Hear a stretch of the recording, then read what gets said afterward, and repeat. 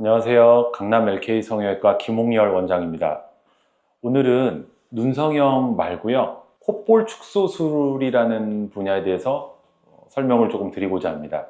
제가 눈성형에만 집중을 해온 지는 이제 한 10년 정도 됐는데요. 사실 그 이전에는 코 성형도 하고 윤곽 성형도 하고 다른 분야의 여러 가지 성형을 섭렵한 것이 사실입니다. 지금은 거의 이제 90% 이상의 모든 수술이 이제 눈에 집중이 되어 있기는 한데요.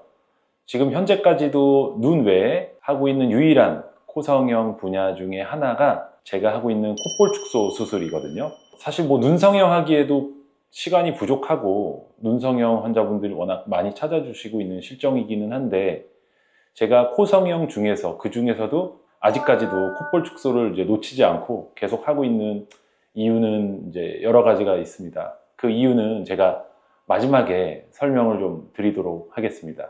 그러면 저 김 원장이 아직까지도 유일하게 하고 있는 코성형인 콧볼 축소 수술에 대해서 본격적으로 시작하도록 하겠습니다.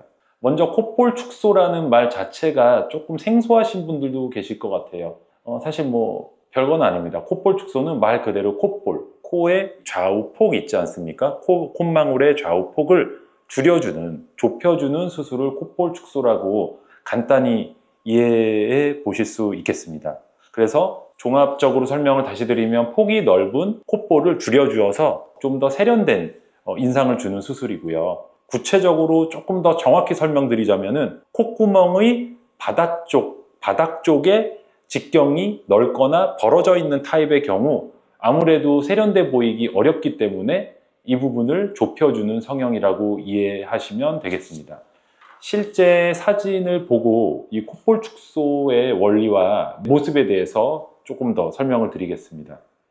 본 사진은 우리 코의 모습을 좀 밑에서 찍은 사진이 되겠고요.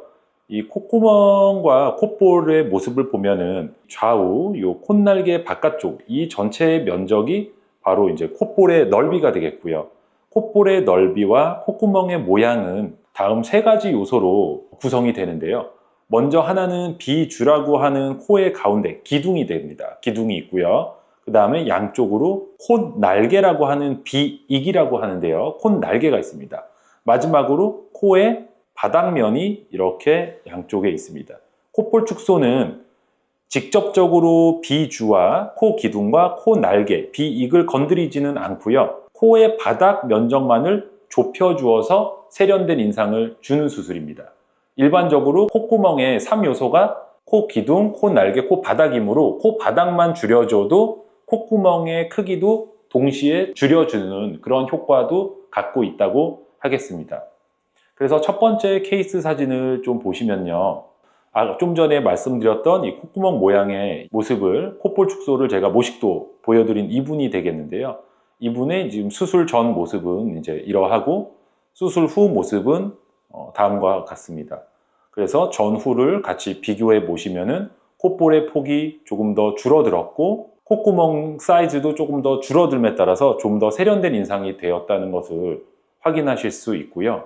콧볼이 아무래도 벌어져 있으면 세련되지도 못할 뿐더러 좀 여성스러운 느낌을 주기도 조금 어렵습니다. 그래서 콧볼만 조금 줄여줘도 조금 더 여성스러운 느낌을 주는 것도 사실입니다. 그래서 이분의 이렇게 들려있는 모습이 아니라 정면 각도에서 찍은 모습을 한번 보시겠습니다. 정면에서 보시면요. 아무래도 코의 좌우 벌어짐이 좁혀지고 콧구멍 사이즈가 줄어들므로써 이러한 세련된 전후 차이를 보실 수 있겠습니다. 제가 추구하고 있는 이런 콧볼 축소는 바로 이제 이 후 사진만 한번 자세히 보시면, 사실은 이분이 이제 상처가 조금 더 아물고 하면은 이 모습 자체가 사실 수술받았다는 느낌을 주기 어렵습니다. 그만큼 저는 콧볼 축소에서 가장 중요한 것 중에 하나가 이 자연스러움이라고 생각을 합니다. 코 날개나 코 바닥을 이렇게 잘린 듯한 그런 수술받은 듯한 모습이 남아있으면은 아무래도 콧볼 축소 수술에 미적인 그게 조금 낮아졌다, 쉽게 얘기해서 수술이 그렇게 잘 된 거라고 저는 생각하지 않기 때문에, 최대한 수술 받지 않은 것처럼 자연스러운 결과를 이끌어내야 된다고 생각합니다. 그래서 좀 이러한 콧볼 축소를 제가 좀 선호하고 추구하고 있습니다. 두 번째 케이스를 한번 또 보실까요? 자, 두 번째 케이스를 보시면 코가 전체적으로 좀 콧망울이 좀 벌어져 있고 콧구멍 자체가 좀 크신 분입니다. 콧구멍 자체가 좀 크다고 볼 수가 있고요. 그러니까 아무래도 세련돼 보이거나 여성스러워 보이는 콧구멍과 코 밑의 모습은 아니라고 볼 수 있겠습니다. 이렇게 콧구멍 사이즈 자체가 크고 콧 날개 피부는 이분이 또 두껍지는 않아요. 이런 케이스가 콧볼 축소의 효과가 가장 좋은 케이스라고 볼 수 있겠습니다. 이분이 고개를 들지 않으시고 정면에서 본 모습 보시면 수술 전 모습은 이제 다음과 같고요. 수술 후 모습은 이제 다음과 같습니다. 전후를 비교해 보시면 콧볼 축소 수술의 어떤 한계점은 뭐냐면요. 이분 정면 사진을 보시면 인중과 턱끝 중앙 그리고 코끝 중앙이 세 개가 일직선상에 있지 않고 약간 틀어져서 앞면은 비대칭과 얼굴이 약간 틀어져 있음을 알 수 있습니다. 얼굴이 틀어져 있으면 콧구멍의 모양도 대칭이 되기가 어려운데요. 콧볼 축소는 좌우 콧구멍의 모양과 사이즈를 완벽하게 동일하게 만드는데 그 목적이 있는 것이 아니고요. 그렇게 하기는 사실상 어렵습니다. 그냥 그 형태적인 모습 그대로에서 콧볼을 줄이고 콧구멍의 사이즈를 좁힌다.